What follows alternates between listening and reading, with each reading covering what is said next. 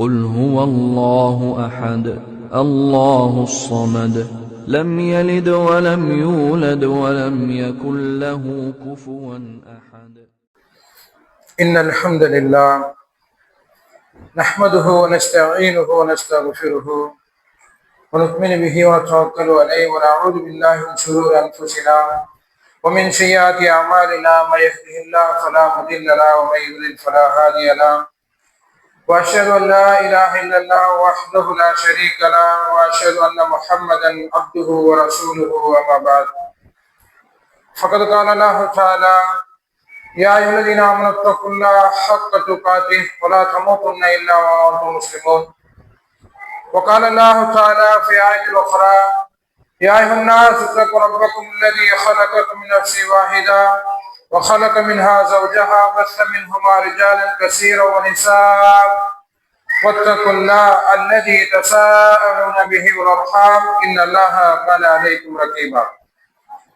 وقال الله تعالى في آية أخرى: يا أيها الذين آمنوا اتقوا الله وقولوا قولا سديدا يصلح لكم أعمالكم ويغفر لكم ذنوبكم ومن يطع الله ورسوله فقد فاز فوزا عظيما. وقال نبينا صلى الله عليه وسلم: اللهم صل على محمد وعلى آل محمد كما صليت على إبراهيم وعلى آل إبراهيم إنك حميد مجيد. اللهم بارك على محمد وعلى آل محمد كما باركت على إبراهيم وعلى آل إبراهيم إنك حميد مجيد. رب اشرح لي صدري ويسر لي أمري واحلل عقدة من لساني يفقهوا قولي. புகழும் புகழ்ச்சியும் ஏகனாகிய அல்லாஹ் ஒருவனுக்கு உரித்தாக்கி அவனது அன்பும் அருளும் இவ்வுலகிற்கு இறுதியாக அனுப்பப்பட்ட முஹம்மது நபி ஸல்லல்லாஹு அலைஹி வஸல்லம் அவர்களின் மீதும் அன்னாரின் அடிச்சுவட்டை அப்படி பின்பற்றி வாழ்ந்த உத்தம சத்திய சஹாபாக்கள் சஹாபே பெண்மணிகள் மீதும் தாபியங்கள் மீதும் தபா தாபியங்கள் மீதும் மற்றும் இந்த அவையில் அமர்ந்திருக்கின்ற உங்கள் மீதும் என் மீதும் உங்களுடைய குடும்பத்தார் மீதும் என்னுடைய குடும்பத்தார் மீதும் என்று வேண்டுமாக இந்த நல்ல நாளில் எப்படி நம் அனைவரும் ஒன்று கூட்டினானோ அதே போல் நாளை மறுமையில் உயர்ந்த சொர்க்கமான ஜன்னத்துல் ஃபிர்தௌஸ் எனும் சொர்க்கத்தில் உங்களையும் என்னையும் உங்களுடைய குடும்பத்தாரையும் என்னுடைய குடும்பத்தாரையும் ஒன்று கூட்டுவனாக இந்த துவா செய்தவனாக ஜுமாவுடைய முதல் உரையை ஆரம்பம் செய்கிறேன். அன்பார்ந்த சகோதர சகோதரிகளே, அல்லாஹ் சுப்ஹானஹு வ தஆலா நம்மை இந்த உலகத்துல எதற்காக வேண்டி படைத்திருக்கின்றான், எந்த நோக்கத்திற்காக வேண்டி படைத்திருக்கின்றான் என்பதை எல்லா மக்களும் சிந்தித்து பார்க்க கடமைப்பட்டிருக்கின்றோம். அல்லாஹ் சுப்ஹானஹு வ தஆலா இந்த உலகத்துல நம்மை வீணாக படைக்கவில்லை, விளையாட்டாக படைக்கவில்லை, பொடுபோக்குத்தனத்திற்காக வேண்டி நம்மளை படைக்கவில்லை. மாறாக நம்மை படைத்ததற்குண்டான பெரிய நோக்கம் நம்மள்கிட்ட, அதாவது நம்மிடம் ஒரு பெரும் கடமை இருக்குது. நம்ம இடத்துல அல்லாஹ் சுப்ஹானஹு வ தஆலா எதற்காக வேண்டி படைத்திருக்கான்னு சொன்னால் நம் மீது பெரும் பொறுப்பும் பெரும் கடமையும் நம் மீது என்ன செய்து இருந்து கொண்டிருக்கிறது. நம்முடைய இந்த உலக வாழ்க்கை இருக்கு பாருங்க, இந்த உலக வாழ்க்கை என்பது நம்முடைய நோக்கத்திலிருந்து, நம்முடைய பெரும் கடமையிலிருந்து, பெரும் பொறுப்பிலிருந்து என்ன செய்து விடக்கூடாது, திசை திருப்பி விடக்கூடாது. இந்த உலக வாழ்க்கை என்பது நம்மளுக்கு அலங்காரமாக காட்டப்பட்டுள்ளது.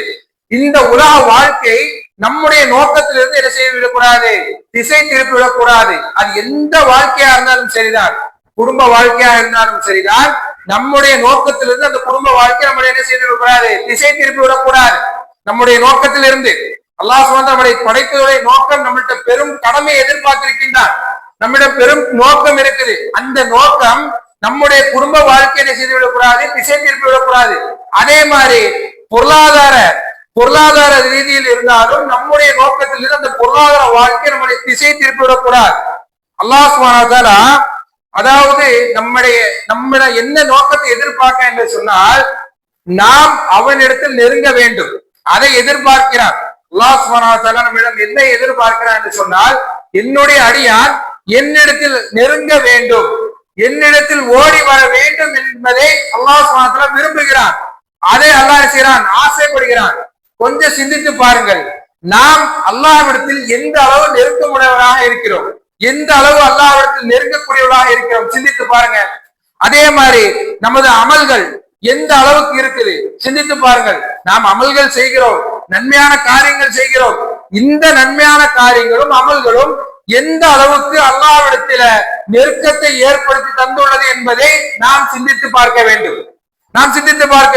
அதே மாதிரி நாம் பாவத்திலிருந்து எந்த அளவுக்கு தூரமாக இருக்கிறோம் என்பதை ஒவ்வொரு மனிதரும், அது ஆணாக இருக்கட்டும் பெண்ணாக இருக்கட்டும் யாராக இருந்தாலும், நாம் எந்த அளவுக்கு பாவத்திலிருந்து தூரமாக இருக்கிறோம்.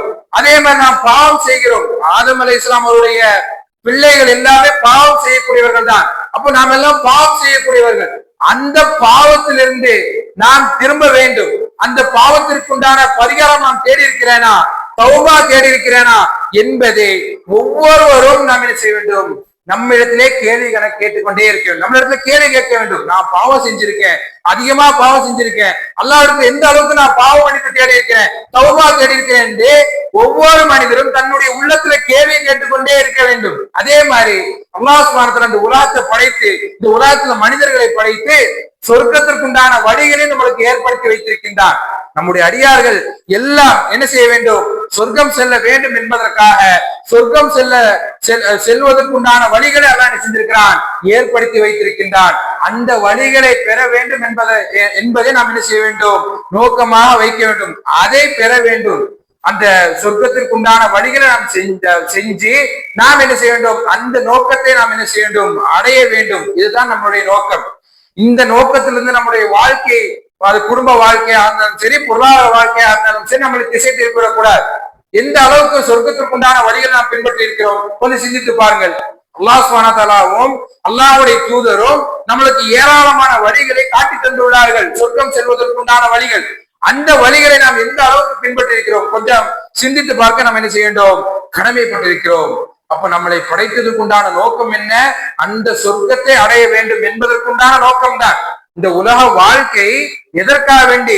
நாம் சொர்க்கம் செல்ல வேண்டும் என்பதற்காக வேண்டிதான். அல்லாஹ் சொன்னது மாறாக இந்த உலக வாழ்க்கை எதற்கு தரவில்லை? நம்மளை தண்டிப்பதற்காக தரவில்லை.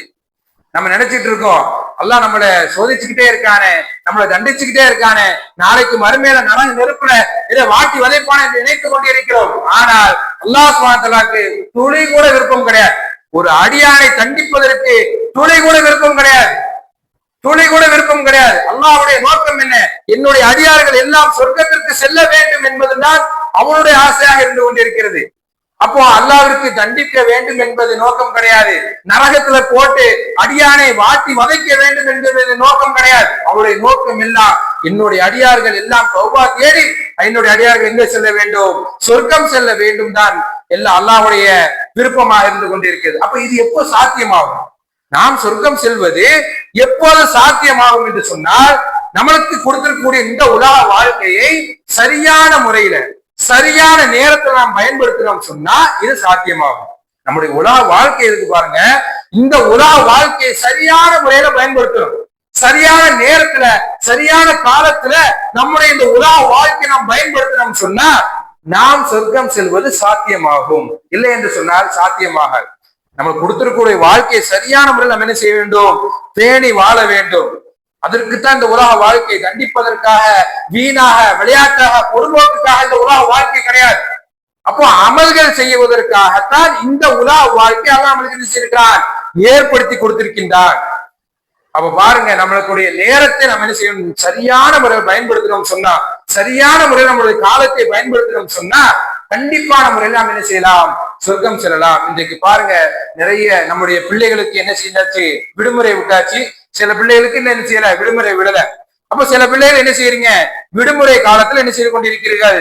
இருந்து கொண்டிருக்கிறீர்கள். அப்போ இந்த விடுமுறை காலத்தை வீணான முறையில கழிக்காமல், விளையாட்டாக கழிக்காமல், பொதுபோக்காக கழிக்காமல் எப்படி கழிக்க வேண்டும்? பயனுள்ளதாக கழிக்க வேண்டும். இந்த விடுமுறை காலத்தை பயனுள்ளதாக, இது பிள்ளைகளுக்கு மட்டும் கிடையாது, எல்லா மக்களுக்கும் சரியான நேரத்தை, காலத்தையும் நம்ம என்ன செய்யணும்? சரியான முறையில் பயன்படுத்திக் கொள்ள வேண்டும். அப்ப பிள்ளைகள் எல்லாம் என்ன செஞ்சிருக்கீங்க? விடுமுறை காலத்தில் இருந்து கொண்டிருக்கிறீர்கள். அப்ப அந்த விடுமுறையை நம்ம என்ன செய்ய வேண்டும்? நல்ல முறையில பயனுள்ளதாக நம்ம என்ன செய்ய வேண்டும்?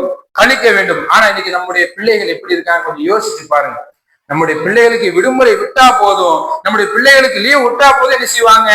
விளையாட கிளம்பிடுவாங்க. பொதுபோக்குத்தனத்திலேயும் விளையாட்டிலையும் வீண் பேச்சிலும் நம்மளுடைய பிள்ளைகள் என்ன செய்கிறார்கள்? கழித்துக் கொண்டிருக்கிறார்கள். இன்றைக்கு நம்முடைய பிள்ளைகள் மீது அக்கறை கொள்ள வேண்டிய கடமையில் இருந்து கொண்டிருக்கிறோம். இன்று மோசமான ஒரு காலகட்டம், இது மோசமான ஒரு காலகட்டம். நம்முடைய பிள்ளைகளை நம்முடைய கையில் வைத்துக் கொள்ளக்கூடிய காலகட்டத்தில் நாம் இருந்து கொண்டிருக்கிறோம். நம்முடைய பிள்ளைகளை பாதுகாக்கக்கூடிய காலகட்டத்தில் இருந்து கொண்டிருக்கிறோம். கொஞ்சம் நம்முடைய சிந்தனை தவறினாலும், நம்முடைய சிந்தனைகள் சிதறினாலும் நம்முடைய பிள்ளைகள் என்ன செய்து விடுவார்கள், வழி தவறக்கூடிய சென்று விடுவார்கள். அப்பேற்பட்ட காலகட்டத்தில் நாம் என்ன செய்து கொண்டிருக்கிறோம், வாழ்ந்து கொண்டிருக்கிறோம். இன்றைக்கு பிள்ளைகளை சுற்றி சூழ்நிலைகள் எப்படி இருந்து கொண்டிருக்கிறது, பாவங்கள் செய்யக்கூடிய சூழ்நிலைகள் சுற்றி இருந்து கொண்டிருக்கிறது, நாம் பார்த்து கொண்டிருக்கிறோம். அதுவும் குறிப்பாக இளமை சமுதாயம். இந்த இளமை சமுதாயத்துல சைத்தான் என்ன செய்வான், வந்து கொண்டிருப்பான். சைத்தான் இந்த இளமை சமுதாயத்தை வழியெடுப்பதற்கு துடித்துக் கொண்டிருப்பான். ஏனென்று சொன்னால் இந்த இளமை பருவம் தான் துடிதுடிப்பான பருவம். இந்த இளமை பருவத்துல தான் ஒரு மனிதர் யாருடைய சப்போர்ட்டும் இல்லாமல் எந்த வேலையும் செய்யக்கூடிய இந்த இளமை பருவத்துல சைத்தான் என்ன செய்வான், அவருடைய பாவத்தை அலங்காரமாக காமிப்பான். நம்முடைய பிள்ளைகளை பாதுகாக்கக்கூடிய கடமை நாம் இருந்து கொண்டிருக்கிறோம். அதே மாதிரி இளமை பருவம் தான். இந்த இளமை பருவம் இருக்குது பாருங்க, இதுதான் இஸ்லாமிய மார்க்கத்துடைய முதுகெலும்பு. இந்த இளமை பருவம் இருக்கு பாருங்க, துடிதுடிப்பான பருவம், இதுதான் இஸ்லாமிய மார்க்கத்தினுடைய முதுகெலும்பாக இருக்கிறார்கள்.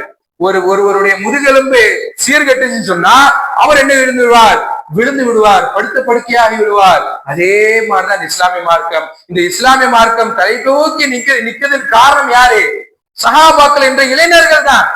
இளமை சஹாபாக்கள் தான் இந்த இஸ்லாமிய மார்க்கத்தை தலை தூக்கி நிக்க வச்சவர்கள். அப்ப இளமை பருவம், இளமை வயசுல, அதாவது இளமை பருவம் கெட்டு விட்டது என்று சொன்னார், இளமை பருவர்கள் பாவத்துல மூழ்கி விட்டார்கள் என்று சொன்னால் இஸ்லாமிய மார்க்கம் அப்படி ஒன்றும் இல்லாமல் ஆகிவிடும். அப்ப நம்ம இளமை பருவத்தை, நம்முடைய இளமை சமுதாயத்தை நாம் என்ன செய்ய வேண்டும், பாதுகாக்கக்கூடிய கடமையில் இருந்து கொண்டிருக்கிறோம். அவர்களுக்கு நாம் என்ன செய்ய, நம்முடைய பிள்ளைகளுக்கு சொல்லிக் கொடுக்க வேண்டும். என்னென்ன அமல்கள் செஞ்சால், எப்படி நேரத்தை கழிச்சால் நாம் சொர்க்கம் செல்வோமோ அதனுடைய அமல்களை நாம் என்ன செய்ய வேண்டும், பிள்ளைகளுக்கு சொல்லிக் கொடுத்தே இருக்க வேண்டும்.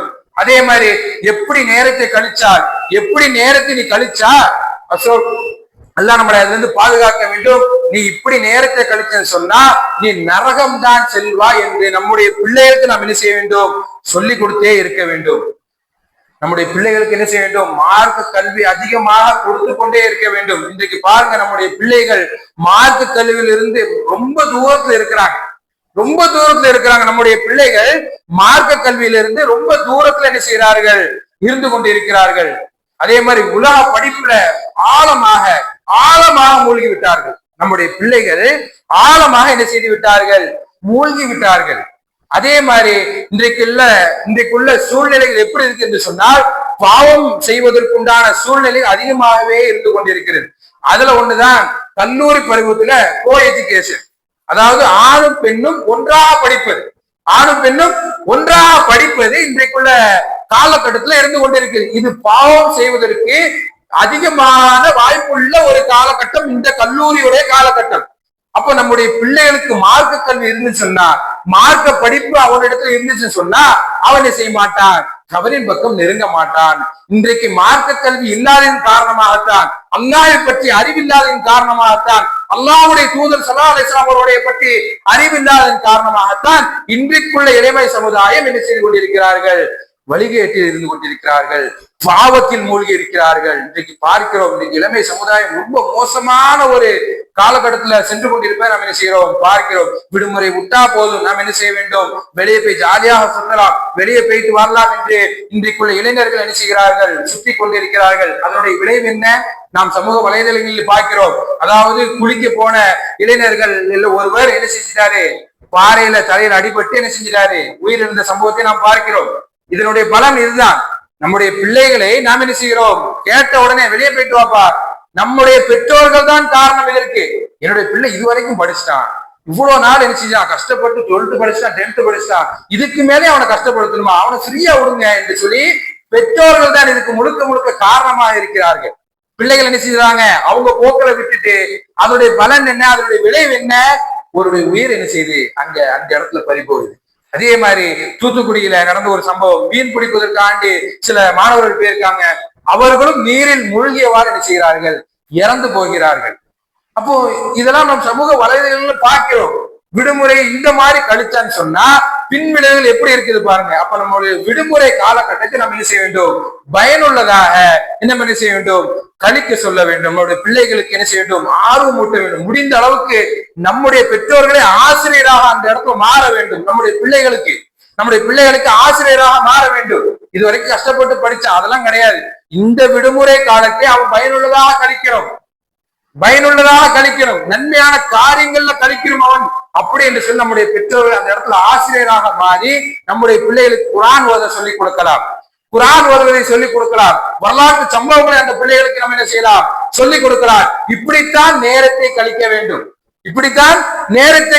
இன்றைக்கு உள்ள மக்களுக்கு நேரத்தினுடைய முக்கியத்துவம் தெரியவில்லை. இன்றைக்கு உள்ள மக்களுக்கு தெரியவில்லை. அல்லாஹ் சுப்ஹானஹு வ தஆலா நிறைய வசனங்கள்ல அதாவது நேரத்தை பற்றி சொல்லிக்கிறான்.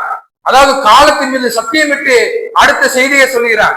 பாருங்க, வல் அஸ்ர் வல் துஹா வல் ஃபஜ்ர் வலயாலின் அஷ்ர், இப்படி நிறைய வசனங்கள்ல அல்லாஹ் சுப்ஹானஹு வ தஆலா என்ன செய்கிறார், காலத்தின் மீது சத்தியமாக, அதிகாலை மீது சத்தியமாக என்று சொல்லி என்ன செய்கிறான், ஒரு செய்தியை ஆரம்பிக்கிறான். காலத்தின் மீது சத்தியம் விட்டுட்டு அல்லாஹ் சுப்ஹானஹு வ தஆலா அடுத்து என்ன செய்கிறான், செய்தியை ஆரம்பிக்கிறான். இப்படி எந்த வசனத்துல எல்லாம் காலத்தின் மீது சத்தியமிட்டு ஒரு செய்தி அறிவிக்கிறானோ அது மிக முக்கியமான செய்தியாக இருக்கும். நிறைய வசனங்களை எடுத்து பாருங்க, எந்த இடத்துல அல்லாஹ் சத்தியமிட்டு சொல்லி அடுத்த செய்தி ஆரம்பிப்பா, அது மிக முக்கியமானதாக இருக்கும். அதே மாதிரிதான் ஒரு அஸ்ர் சூராவை எடுத்து பாருங்கள், அந்த அத்தியாயத்தை எடுத்து பாருங்கள். வல் அஸ்ர் இன்னல் இன்சான லஃபீ ஹுஸ்ர். அல்லாஹ் என்ன சொல்றான், மனிதன் நஷ்டத்திலே இருக்கிறான். வல் அஸ்ர், காலத்தின் மீது சத்தியமாக மனிதன் நஷ்டமானவாடி ஒருவனாகவே இருக்கிறான் என்று அல்லாஹ் சுப்ஹானஹு வ தஆலா சொல்கிறான். மனிதன் நஷ்டத்தில் இருக்கிறான் என்று சொல்லுகிறான். அல்லாஹ் சுப்ஹானஹு வ தஆலா அடுத்து சொல்கிறான், யார் நஷ்டத்தில் இருக்கிறான் அடுத்து சொல்லி காட்டுகிறான். யாரெல்லாம் நல்லமல்கள் செஞ்சு அதாவது ஒருவருக்கு உபதேசம் செஞ்சு பொறுமை காக்கிறார்களோ அவர்களை தவிர, யாரெல்லாம் ஈமான் கொண்டு நற்கர்மங்கள் செய்கிறார்களோ, அந்த நற்கர்மங்கள் செஞ்சுட்டு ஒருவருக்கு ஒருவர் உபதேசம் செய்கிறார்களோ, அந்த உபதேசம் செய்வது மட்டுமல்லாமல் யார் பொறுமை காக்கிறார்களோ இவர்களை தவிர எல்லாரும் நஷ்டத்தில் இருக்கிறார்கள் என்று அல்லாஹ் சுப்ஹானஹு வ தஆலா ஒரு செய்தியை சொல்கிறான். அப்போ யாரெல்லாம் ஈமான் கொள்கிறார்களோ, ஈமான் கொண்டால் மட்டும் பத்தாது, அதுக்கப்புறம் என்ன செய்ய வேண்டும், நல்லமல்களை செய்ய வேண்டும். நல்லமல்களை செஞ்சு அதற்கு பிறகு ஒருவருக்கு ஒருவர் உபதேசம் செய்ய வேண்டும், ஜாவா பணியில் ஈடுபட வேண்டும். எல்லா மக்களுக்கும் அல்லாஹ்வை பற்றி நம்ம என்ன செய்ய வேண்டும், அழைப்பு கொடுக்க வேண்டும். அப்படி கொடுக்கும் பொழுது நிறைய சோதனைகள் வரும். அழைப்பு பணி என்பது சாதாரண விஷயம் கிடையாது. அழைப்பு பணியின் போது சோதனைகள் வரும், அடிகள் விழும், மிதிகள் விழும். எல்லாத்திலுமே பொறுமை காக்கிறானோ, இந்த சோதனைகள் இருந்தெல்லாம் யாரெல்லாம் பொறுமை காக்கிறார்களோ, அழைப்பு பணி எடுக்கும் பொழுது எல்லாருக்கும் சோதனை வரும். இந்த சோதனையிலிருந்து யாரெல்லாம் பொறுமை காக்கிறார்களோ அவர்கள் தான் வெற்றியாளர்கள் என்று அல்லாஹ் சொல்ற ஒரு செய்தியை சொல்கிறார். அப்ப நம்முடைய அதாவது இந்த வசனத்துல நம்ம கவனிக்கக்கூடிய விஷயம் என்னன்னு சொன்னா, வல் அஸ்ர், காலத்தின் மீது சத்தியமாக. அல்லாஹ் சுப்ஹானஹு வ தஆலா காலத்தின் மீது சத்தியமிட்டு காலத்தினுடைய முக்கியத்துவத்தை அல்லாஹ் என்ன செய்கிறான், இந்த வசனத்துல நம்மளுக்கு சொல்லி காட்டுகிறார். அப்ப நம்ம என்ன செய்ய வேண்டும், நேரத்தையும் காலத்தையும் சரியான முறையில் நாம் என்ன செய்ய வேண்டும், பயன்படுத்த வேண்டும். இப்படி பயன்படுத்தினா மட்டும்தான் நாம் சொர்க்கம் செல்வதற்கு சாத்தியமாகும். இல்லை என்று சொன்னால் சாத்தியமாகாது. அதே மாதிரி அல்லாஹ்வுடைய தூதர் ஸல்லல்லாஹு அலைஹி வஸல்லம் அவர்கள் ஒரு செய்தியை சொல்கிறார்கள், மனிதர்கள் அதாவது உலக மக்கள் 2 விஷயங்கள்ல அலட்சியமாக இருக்கிறார்கள். 2 அருட்கொடைகள் அல்லாஹ் கொடுத்திருக்கின்றார். அந்த 2 அருட்கொடைகளிலும் மக்கள் என்ன செய்கிறார்கள், மிகவும் அலட்சியமாக இருக்கிறார்கள். அதுல ஒண்ணு என்ன, ஆரோக்கியம். உடல் ஆரோக்கியத்துல மக்கள் என்ன செய்யறாங்க, பொடுபோக்குத்தனமாக என்ன செய்கிறார்கள், இருந்து கொண்டிருக்கிறார்கள். உடல் ஆரோக்கியத்துல மக்கள் என்ன செய்யறாங்க, பொடுபோக்குத்தனமாக இருந்து கொண்டிருக்கிறார்கள். உடல் ஆரோக்கியத்துலதான் நம்ம என்ன செய்ய வேண்டும், நன்மையான காரியங்கள் செய்ய முடியும், நல்ல அமல்களை செய்ய முடியும். அதே மாதிரி வணக்க வழிபாடுகளை ஈடுபட முடியும். இன்றைக்கு இந்த உடல் ஆரோக்கியத்தை பயன்படுத்தாமல், இன்றைக்கு உடல் ஆரோக்கியத்தை வீணான முறையில கழித்துக் கொண்டு வெட்டியாக ஊர் சுற்றி கொண்டு எனக்கு என்ன செய்கிறார்கள், அந்த உடல் ஆரோக்கியத்தை கழிக்கிறார்கள். அதே மாதிரி 2வது விஷயம், ஓய்வு நேரம். நம்மளுக்கு கொடுத்திருக்கக்கூடிய மிகப்பெரிய அருட்கொடை ஓய்வு நேரம். இன்றைக்கு இந்த ஓய்வுலதான் பிள்ளைகள் இருந்து கொண்டிருக்கிறார்கள். வேலைக்கு பிறகு, படிப்பிற்கு பிறகு நம்மளுக்கு வரக்கூடிய இந்த ஓய்வை நாம் சரியான முறையில பயன்படுத்த வேண்டும். இன்றைக்குள்ள மக்கள் எப்படி பயன்படுத்துறாங்க, கேட்கக்கூடாத செய்திகள் எல்லாம் கேட்டுக்கொண்டு, பார்க்கக்கூடாத விஷயங்கள்லாம் பார்த்து கொண்டு பொதுபோக்குத்தனமாக அந்த ஓய்வு நேரத்தை கழிக்கிறார்கள். அந்த ஓய்வு நேரத்தை கழிக்கிறார்கள். சரியான முறையில் அந்த ஓய்வை நாம் பயன்படுத்துகிறோமா? சிந்தித்து பாருங்கள். சிந்தித்து பாருங்க. நம்முடைய பிள்ளைகள் இந்த ஓய்வு நேரத்துல என்ன செஞ்சுட்டு இருக்காங்க சிந்தித்து பாருங்க. அப்ப நம்மளுக்கு கொடுத்திருக்கக்கூடிய மிகப்பெரிய அறுப்புடை இந்த 2 அறுப்புடை. இந்த 2 அறுப்புடையிலும் நாம் என்ன செய்யணும்? சரியான முறையை நாம் என்ன செய்ய வேண்டும்? பயன்படுத்த வேண்டும். அதே மாதிரி அல்லாஹ்வுடைய தூதர் ஸல்லல்லாஹு அலைஹி வஸல்லம் அவர்கள் இன்னொரு ஹதீஸ் சொல்லும் பொழுது 5 விஷயங்களுக்கு முன்னால் 5ஐ முந்திக் கொள்ளுங்கள். எப்படி? 5 விஷயத்துக்கு முன்னால் 5ஐ முந்திக் கொள்ளுங்கள். அதுல ஒண்ணு என்ன? மரணம் வருவதற்கு முன்னால் வாழ்க்கையை என்ன செய்து கொள்ளுங்கள்? சரியான முறையில பயன்படுத்திக் கொள்ளுங்கள். இன்றைக்கு மரணம் எப்படி வரும் என்பது தெரியாது. இன்னைக்கு மரணம் எப்படி வருவது என்பது தெரியாது. நாம எல்லாம் நினைத்து கொண்டிருக்கலாம் 60 வயசுலதான் வரும், 80 வயசுலதான் வரும். அப்படி எல்லாம் கிடையாது. சிறு வயசுலே மரணம் வருகின்றது. சிறு வயசுலேயே நேற்று நம்மோடு இருந்து பேசிக் கொண்டிருந்தவர், நம்மோடு பழகி கொண்டிருந்தவர் இன்றைக்கு நம்மோடு இல்லை. மரணம் எப்படினாலும் நம்மளுக்கு மரணம் வரலாம். திடீர் மரணத்திலிருந்து அல்லாஹ் நம்மளை என்ன செய்ய வேண்டும்? பாதுகாக்க வேண்டும். எப்படினாலும் மரணம் வரலாம். இன்றைக்கு நேற்றைய தினம் என்னோடு படித்துக் கொண்டிருந்த சகோதரர், என்னோடு தோழமை கொண்டிருந்த, என்னோடு படித்து பட்டம் வாங்கிய சகோதரர், அவர் என்ன செய்கிறார்? இன்றைக்கு காலமானார். இன்றைக்கு காலமானார். போன வாரம் என்னோடு இருந்து பேசிக்கொண்டு பழகி கொண்டிருந்தவர் என்னுடைய தோழர், அவர் இன்றைக்கு என்ன செய்கிறார்? காலமாகிட்டார். வயசு என்ன? 20, 21, 22 வயசு தான் ஆகும் அவருக்கு. அவர் என்ன செஞ்சாரு? அல்லாஹ்வுடைய அழைப்பை ஏற்று விட்டார். அப்ப மரணம் யாருக்குனாலும் வரலாம். மரணம் யாருக்குனாலும் அந்த மரணம் வருவதற்கு முன்னால நம்முடைய உலக வாழ்க்கையை சரியான முறையில பயன்படுத்த வேண்டும். நல்ல அமல்களை செஞ்சு, நன்மையான காரியங்கள் செஞ்சு, அதே மாதிரி வணக்க வழிபாட்டில் ஈடுபட்டு நம்முடைய இந்த உலக வாழ்க்கை கழிக்க வேண்டும் இந்த மரணத்திற்கு முன்னால். இப்ப மரணம் திடீர்னு என்ன செய்யறா? நம்மளுக்கு வரலாம். அதனால அல்லாஹ் சொன்னாங்க, மரணத்துக்கு முன்னால் உள்ள வாழ்க்கை நீங்க என்ன செய்யுங்க? சரியான முறையில பயன்படுத்திக் கொள்ளுங்கள். 2வது, வயோதிகம் வருவதற்கு முன்னால், வயதான பருவம் வருவதற்கு முன்னால் இளமை பருவத்தை, இந்த இளமை துடிதுடிப்பான இந்த இளமை பருவத்தை சரியான முறையில் நீங்க என்ன செய்து கொள்ளுங்கள்? பயன்படுத்திக் கொள்ளுங்கள். அதே மாதிரி நோய் வருவதற்கு முன்னாடி, நோய் ஏற்படுவதற்கு முன்னாடி ஆரோக்கியமான நிலை இருக்குமே மனிதனுக்கு, அந்த ஆரோக்கியத்தை சரியான முறையில பயன்படுத்திக் கொள்ளுங்கள். நோய் வந்து சொன்னா யாராலும் எதுவும் செய்ய முடியாது. யாராலும் எதுவும் செய்ய முடியாது. அதனால நோய் ஏற்படுவதற்கு முன்னால நாம் என்ன செய்ய வேண்டும்? சரியான முறையில் நாம் அந்த ஆரோக்கியத்தை நல்ல முறையில பயன்படுத்திக் கொள்ள வேண்டும். அதற்கு பிறகு வேலைக்கு அப்புறம் உள்ள ஓய்வு நேரத்தை சரியான முறையில் என்ன செய்ய வேண்டும்? கழிக்க வேண்டும். ஓய்வு, வேலைக்கு பிறகு, படிப்பிற்கு பிறகு எந்த வேலை செஞ்சாலும் அதற்கு பிறகு ஒரு ஓய்வு இருக்கும். அந்த ஓய்வு நேரத்தை வீணான பேச்சில் ஈடுபடாமல், வீணான செயல்களை கேட்காமல், வீணான ஆபாசங்களை பார்க்காமல் நம்ம என்ன செய்ய வேண்டும்? அந்த ஓய்வு நேரத்தை சரியான நம்ம என்ன செய்ய வேண்டும்? பயன்படுத்த வேண்டும். அதற்கு கடைசியாக அல்லாஹ் சொன்னாங்க, வறுமைக்கு முன்னுள்ள செல்வத்தை நல்ல முறையில பயன்படுத்திக் கொள்ளுங்கள். வறுமைக்கு முன்னுள்ள செல்வத்தை நீங்க என்ன செய்து கொள்ளுங்கள்? சரியான முறையில பயன்படுத்திக் கொள்ளுங்கள் என்று அல்லாஹ்வுடைய தூதர் அவர்கள் இந்த 5 விஷயத்தை நமக்கு என்ன செய்யறாங்க? சொல்லி காட்டுகிறார்கள். அப்ப இந்த 5 விஷயங்கள் நம்ம என்ன செய்ய வேண்டும்? நல்ல முறையில பேணி வாழக்கூடிய மக்களாக நம்ம என்ன செய்ய வேண்டும்? இருக்க வேண்டும். இந்த விஷயங்கள் குறிப்பாக மாணவர்களுக்கு என்ன செய்யும்? பொருந்தும். இந்த விஷயங்கள், இந்த 5 விஷயங்களும் மாணவர்களுக்கு கண்டிப்பாக பொருந்தும். ஏனென்று சொன்னால் இது விடுமுறை, அதாவது ஒரு ஆண்டு முடிச்சுட்டு அடுத்த ஆண்டுக்கு என்ன செய்கிறார்கள்? காத்து கொண்டிருக்கிறார்கள். அதாவது அடுத்த ஆண்டு படிப்புக்காக வேண்டி காத்து கொண்டிருக்கிறார்கள். 1 மாதமோ இல்ல 2 மாதம் என்ன செய்வார்கள்? காத்து கொண்டிருப்பார்கள். இந்த மாதிரி காலகட்டத்துல நம்முடைய இளமை சமுதாயமும் சரி, அதாவது யுவதிகளும் சரி, இந்த நேரத்தை, இந்த காலத்தை சரியான முறையில் நம்ம என்ன செய்ய வேண்டும்? பயன்படுத்தி கொள்ள வேண்டும். நம்முடைய பெற்றோர்கள் என்ன செய்ய வேண்டும்? அவர்களுக்கு ஆர்வம் ஊட்ட வேண்டும். மார்க்க கல்வி படிப்பதற்கு உண்டான வசதி வாய்ப்புகள் இன்றைக்கு நிறைய பள்ளிவாசலும் சரி, மதரசாக்களும் சரி, கோடைக்கால பயிற்சி வகுப்பு செய்வார்கள் நடத்தப்படும். எல்லா ஊர்களிலும் சரி, எல்லா இடங்களிலும் சரி, மாணவர்கள் சீர்கட்டு விடக்கூடாது, வழி தவறி போய்விடக் கூடாது என்பதற்காக கோடைகால பயிற்சி வகுப்பு, இஸ்லாமிய பயிற்சி வகுப்பு என்ன செய்யப்படுகிறது? எல்லா மதரசாக்களிலும், எல்லா பள்ளிவாசலும் என்ன செய்யப்படும்? நடத்தப்படும். நம்முடைய பள்ளிவாசலும் என்ன செய்யும்? இன்ஷா அல்லாஹ் அது இந்த கோடைகால பயிற்சி வகுப்பு என்ன செய்யணும்? நடத்தப்படும். தேதியும் நேரத்தையும் பின்னால் அடுத்த வார ஜும்மா என்ன செய்வாங்க? அது அறிவிப்பு செய்யப்படும். அதனால உங்களுடைய பிள்ளைகளை நம்ம என்ன செய்ய வேண்டும்?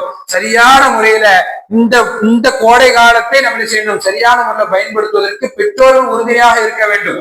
பெற்றோர்கள் பங்கு வகிக்க வேண்டும். ஏனென்று சொன்னால் பெற்றோர்கள் எல்லாம் ஒரு பொறுப்புல இருந்து கொண்டிருக்கிறீர்கள். பெற்றோர்கள் எல்லாமே பொறுப்புல இருக்கிறீங்க. அல்லாஹ் சுப்ஹானஹு வ தஆலா நாளைக்கு மறுமையில அந்த பொறுப்பை குறித்து நாளைக்கு என்ன செய்வார்?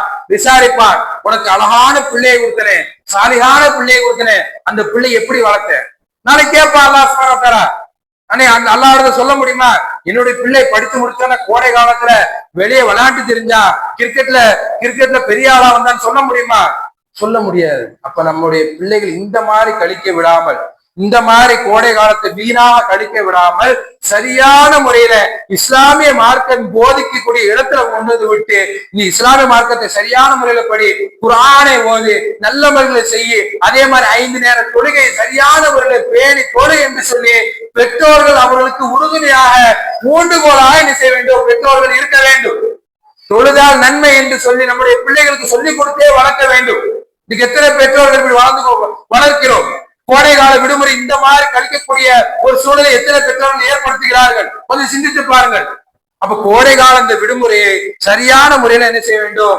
பயன்படுத்துவதற்கு பெற்றோர்கள் என்ன செய்ய வேண்டும்? அவர்களுக்கு ஆர்வம் ஊட்ட வேண்டும். நம்முடைய பள்ளிவாசல்லையும் இன்ஷா அல்லாஹ் அது ஆரம்பிக்கப்படும் கோடை கால பயிற்சி வகுப்பு. அதே மாதிரி இன்னும் சில பகுதிகளில் என்ன செய்யப்படும்? கோடைகால பயிற்சி வகுப்பு ஆரம்பிக்கப்படும். இங்க வர முடியாதவர்கள் பக்கத்துல எங்கேயாவது கோடைகால பயிற்சி வகுப்பு ஆரம்பிச்சிருப்பாங்க. அந்த இடத்துல நம்முடைய பிள்ளைகளை கொண்டு சேர்த்து இந்த விடுமுறை காலத்தை பயனுள்ளதாக கழிப்பதற்கு நம்ம என்ன செய்ய வேண்டும்? உதவி செய்ய வேண்டும். அதே மாதிரி வீணான முறையில வெட்டியாக ஊர் சுத்தாம நம்முடைய பிள்ளைகள் என்ன செய்ய வேண்டும்? 5 நேர தொழுகைக்கு சரியான முறையில என்ன செய்யுங்க? உங்களுடைய பிள்ளைகளை அனுப்புங்க. இந்த 2 மாத காலம், இந்த 2 மாத காலத்துல ஒரு பிள்ளை பழகிச்சு சொன்னா, இந்த 2 மாத காலத்துல தொழுகையை தொழுவதற்கு பழகிச்சு சொன்னா, அவன் ஆட்டோமேட்டிக்கா அடுத்து என்ன செய்வான்? தொழுகைக்கு அவனா என்ன செய்வான்? எதிர்த்து வருவான். நாம் 1 வாரம் எடுக்கினா போதும், 1 வாரம் பள்ளிக்கு தொடர்ந்து அனுப்பினா போதும், அவன் என்ன செய்வான்? ஆட்டோமேட்டிக்கா அடுத்து என்ன செய்வான்? அவனே ஆர்வம் கொண்டு, தொழுகையில் ஆர்வம் கொண்டு என்ன செய்வான்?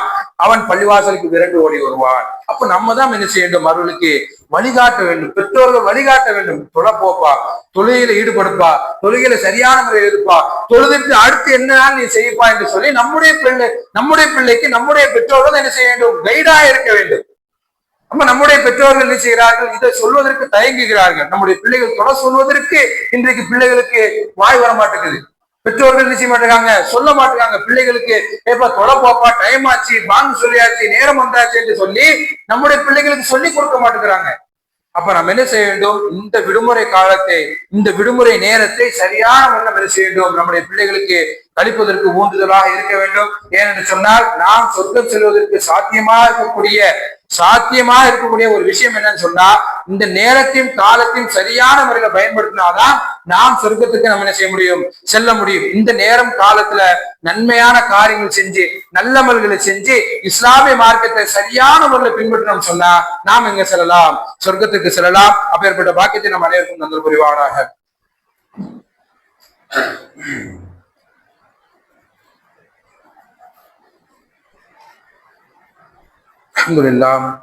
அல்ஹம்துலில்லாஹி வஸ்ஸலாத்து வஸ்ஸலாமு அலா ரசூலில்லாஹி வ அலா ஆலிஹி வ ஸஹ்பிஹி வ மன் வலா. அன்பார்ந்த சகோதர சகோதரிகளே, இந்த விடுமுறை காலத்தை நம்முடைய பிள்ளைகள் பயனுள்ளதாக கழிக்க வேண்டும் என்பதை பற்றி சொல்லிக் கொண்டிருந்தோம். அதே மாதிரி அல்லாஹ்வுடைய தூதர் ஸல்லல்லாஹு அலைஹி வஸல்லம் சொன்னார்கள், நாளைக்கு மறுமை நாள்ல நிழலே இல்லாத அந்த நாள்ல ஒரு 7 பேருக்கு அல்லாஹ் சுப்ஹானஹு என்ன செய்கிறான்? தன்னுடைய அரிசியினுடைய நிழலை கொடுக்கிறான். அதுல ஒரு நபர் யார் என்று சொன்னால், பள்ளியோடு தொடர்பு கொண்ட இளைஞருக்கு அல்லாஹ் என்ன செய்கிறான்? அவனுடைய அரிசியினுடைய நிழலை என்ன செய்கிறான்? அல்லாஹ் சுப்ஹானஹு வ தஆலா கொடுக்கிறான். அப்ப நம்முடைய பிள்ளைகளை இந்த பள்ளிவாசலோடு தொடர்பில் இருக்கக்கூடிய பிள்ளைகளா நாம் என்ன செய்ய வேண்டும்? மாற்ற வேண்டும்.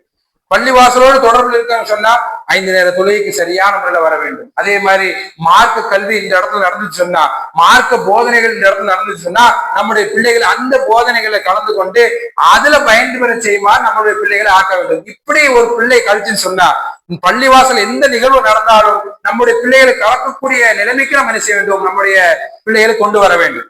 இப்படி யாரெல்லாம் கொண்டு வராலும் நாளைக்கு மறைவுல மிகப்பெரிய வெகுமதி கிடைக்கும். மிகப்பெரிய வெகுமதி என்ன? நிழலே இல்லாத அந்த நாள் எல்லாரும் ஓடிக்கொண்டிருப்பார்கள் நிலையை தேடி. அந்த நாள்ல 7 கூட்டத்தாருக்கு எல்லாம் அவனுடைய அரிசி நிழல் கொடுக்கிறான மிகப்பெரிய விஷயம், மிகப்பெரிய பாக்கியம். அந்த பாக்கியத்தை நம்முடைய பிள்ளைகள் என்ன செய்ய வேண்டும்? பெற வேண்டும். அந்த நிழலை நம்முடைய பிள்ளைகள் பெற வேண்டும் என்றால் இந்த பள்ளியோடு தொடர்பு இருக்கக்கூடிய ஒரு நிலைமை ஏற்பட வேண்டும் இந்த உலக வாழ்க்கையில. அப்ப இந்த உலக வாழ்க்கை இந்த மாதிரி கழிக்க வேண்டும். அல்லாஹ் இதுக்கு தான் நம்மளுடைய உலக வாழ்க்கை கொடுத்திருக்கின்றார். வீணாக, அதாவது பொருளாதார சம்பாதிப்பதற்காகவோ, ஊர் சுற்றுவதற்காகவோ, அதாவது இந்த மாதிரி விஷயங்களை செய்வதற்காக இந்த உலக வாழ்க்கை எல்லாம் கொடுக்கவில்லை. உலக வாழ்க்கை எதற்கு? நன்மையை செஞ்சு அமல்களை செஞ்சு வெற்றி பெறுவதற்காகத்தான் இந்த உலக வாழ்க்கை. அதே மாதிரி நம்ம நினைச்சிட்டு இருப்போம் தண்டிப்பதற்காகவோ, நரகத்துல இருந்து, அதாவது நரகத்துல கொடுமை அனுப்புவதற்காகவும் இந்த உலக வாழ்க்கை கிடையாது. அல்லாஹ் அதை விரும்பவும் மாட்டான். அப்ப அல்லாஹ் விரும்புவது எல்லாமே என்னுடைய அடியார்கள் எல்லாம் நல்ல முறையில் செய்யணும், என்னுடைய அடியார்கள் எல்லாம் நன்மையான காரியங்கள் ஈடுபடணும், என்னுடைய அடியார்கள் 5 நேர தொழுகை சரியான முறையில் பேணணும், என்னுடைய அடியார்கள் பாவம் மீட்டு தேடணும். நான் அல்லாஹ் சுப்ஹானஹு பாவம் மீட்டு தேடுவனை கண்டு சந்தோஷம் அடைகிறான். பாவ மன்னிப்பு தேடக்கூடிய மனிதரை பார்த்து அல்லாஹ் சந்தோஷம் அடைகிறான். அப்ப இப்படிப்பட்ட அல்லாஹ் நம் மீது கருணை உள்ள அல்லாஹ் நம்மளை தண்டிப்பதற்கு விரும்புவான். கொஞ்சம் சிந்தித்து பாருங்கள். அப்ப இந்த உலக வாழ்க்கை எதற்காக? நன்மையான காரியங்கள் செஞ்சு சொர்க்கம் செல்வதற்கு உண்டான வழிகள் தான் இந்த உலக வாழ்க்கை. அப்ப அந்த மாதிரி வழிகள் நம்ம என்ன செய்ய வேண்டும்? பின்பற்ற வேண்டும். சைத்தானுடைய வழிகள் நம்ம என்ன செய்யக்கூடாது? பின்பற்றக்கூடாது. சைத்தான் கங்கணம் கூட்டி தெரிவான். இந்த பிள்ளைகளையும் சரி, இந்த யுவதிகளும் சரி, நாம் எப்படியாவது வழிகெடுக்க வேண்டும், நம்முடைய வழியின் பக்கம் கொண்டு வர வேண்டும் என்று சொல்லி கங்கணம் கட்டி கொண்டு திரிந்து கொண்டிருப்பான் நம்முடைய சகோதரன் சைத்தான். அப்ப அவனுக்கு வழிவிடக்கூடாது. அப்ப சைத்தானுடைய வழியை பின்பற்றாமல் அல்லாஹ்வுடைய வழியையும் அல்லாஹ்வுடைய சலாசனுடைய வழியை பின்பற்றோம் சொன்னா கண்டிப்பான முறையில் நாம் என்ன செய்யலாம்? சொர்க்கம் செல்லலாம். அதே மாதிரி விடுமுறை காலகட்டத்தை நல்ல முறையில பயனுள்ளதாக இஸ்லாமிய மார்க்கத்தை படிக்கிற மாதிரி, குர்ஆனை ஓதுற மாதிரி நம்முடைய இந்த விடுமுறை நம்ம என்ன செய்ய வேண்டும்? கழிக்க வேண்டும். அப்படியே கழிக்கக்கூடிய பாக்கியத்தை அல்லாஹ் நம்ம அனைவருக்கும் நன்மை புரிவானாக. யா அய்யுஹல்லதீன ஆமனூ தக்குல்லாஹ வகூலு கௌலன் சதீதா யுஸ்லிஹ் லக்கும் அஅமாலக்கும் வயக்ஃபிர் லக்கும் துனூபக்கும் வமன் யுத்திஇல்லாஹ வ ரசூலஹு ஃபக்கத் ஃபாஸ ஃபௌஸன் அதீம்.